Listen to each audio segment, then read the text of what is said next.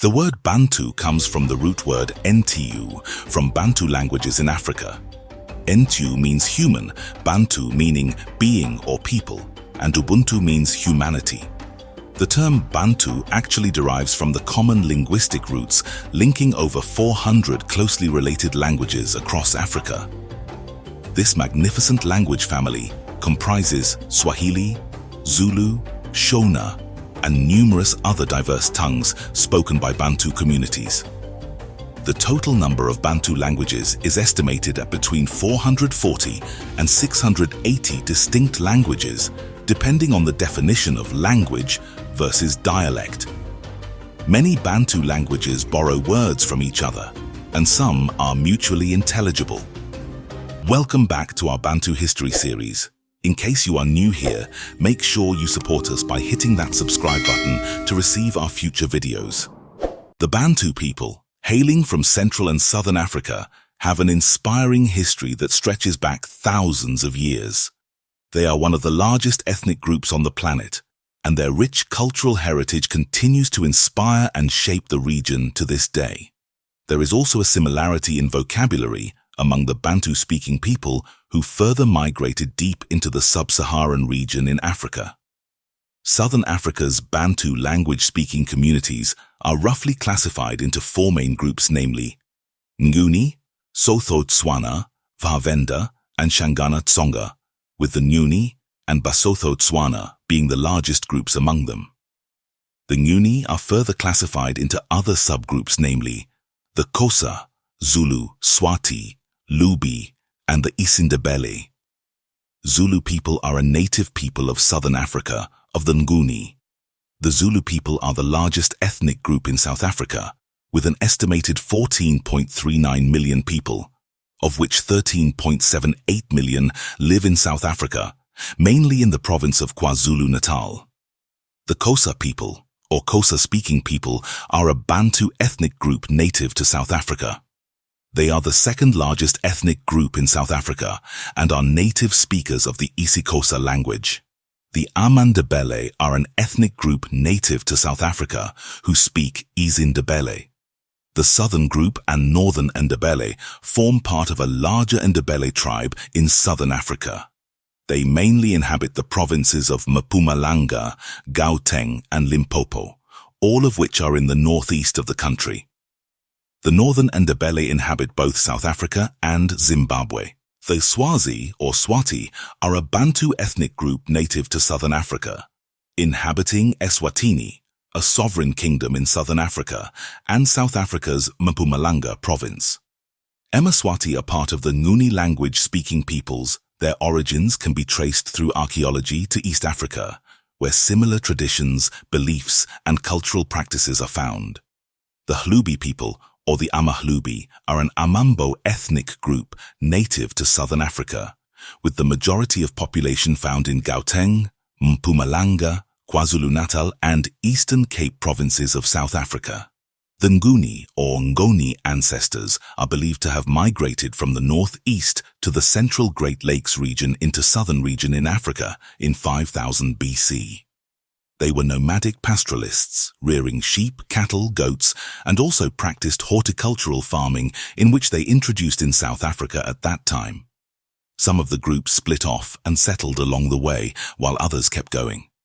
Thus, the following settlement pattern formed: the southern Ndebele in the north, the Swazi in the northeast, the Xhosa in the south, and Zulu towards the east. These groups had a common origin. Hence their languages and cultures show distinct similarities. Partial ancestors of the Nguni eventually met and merged with San hunters, which accounts for the use of click consonants in the languages of the Nguni. The name Abangoni can be translated to people who do not commit sins. The Nguni were organized into small chiefdoms that consisted of few hundred people, loyal to a person chosen by descent, achievement, or a combination of factors. The chiefdoms were not united under a monarch or king until the 18th century. The chiefdoms were generally organized under patrilineal clans, descent common ancestry only a few generations deep, and others who had chosen to attach themselves to a particular chief. Support was accorded to the chief, including tax contributions. The chief would reward those he favored and close political allies and declare war on his enemies. The chief's followers had the right to join other chiefdoms if they so wished, and sometimes the larger chiefdoms would exert control over smaller ones, but the trend did not usually last until a generation or two. During the Southern Africa upheaval known as the Mfecane, the Nguni people spread across a large part of southern Africa, conquering and absorbing other groups they found in the area. This notion has been previously disputed by some scholars, especially Julian Cobbing. They attacked the Lubis, a subgroup, and took all their cattle, leaving them destitute. The remnants of the Lubi under their chief Matiwan fled into what is now the Free State and attacked the Batlokwa in the Harrismith-Vreda area. As a result, the Batlokwas were further displaced under the Mamantatisi. This led to she and her people spreading conflict further into the central interior. Moshoshu and his Bakwena sought the protection of Shaka and sent him tribute in return. When Matiwane settled at Mabolela, near present-day Clocolan, Moshoshu complained to Shaka that this prevented him from sending his tribute, whereupon an impi was sent to drive Matiwane from this area. When the Matiwane fled towards the south, he raided one of the Kosa's kingdom, which led to his whole tribe being annihilated by Paramount Hinsa at the Battle of Mpolompo. As chief of the Batlokwa, Mantatisi was followed by her son Sekonyela, when she and her Batlokwa settled close to what is now Vicksburg. In his interactions with Shaka's heir, Dingane, Piet Retief was able to retrieve the stolen Zulu cattle, which he had taken. Following Shaka's victory against Zwaid and his Ndwandwes, two of Zwaid's commanders, Soshangani and Zwengendaba, fled northwards with their troops, fighting along the way. Zwengendaba eventually migrated all the way to what is now Tanzania, while Soshangane eventually established the Shangane nation in Mozambique. In order to create his Matabele nation, Mzilikazi killed the males and abducted the women from the eastern Highveld and northern Free State during his flight from Shaka. He first made his home close to what is now Pretoria, then relocated to Mosega, close to modern-day Zeerust. However, following his defeat at the hands of the Voortrekkers, he made his way to modern-day Zimbabwe, where he established his capital, Bulawayo. Early in the 19th century, several Nguni tribes united with the Dlamini clan to form the Kingdom of Eswatini in response to an impending outside invasion.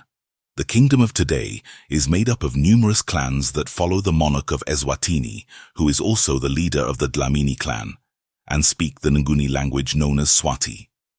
Across all known Nguni languages, including Swati and Futhi, Dlamini is a highly prevalent clan name connected to a Bambo ethnic identity. That is all we had for you today. Please subscribe, like, and comment. Thanks for watching. We will see you on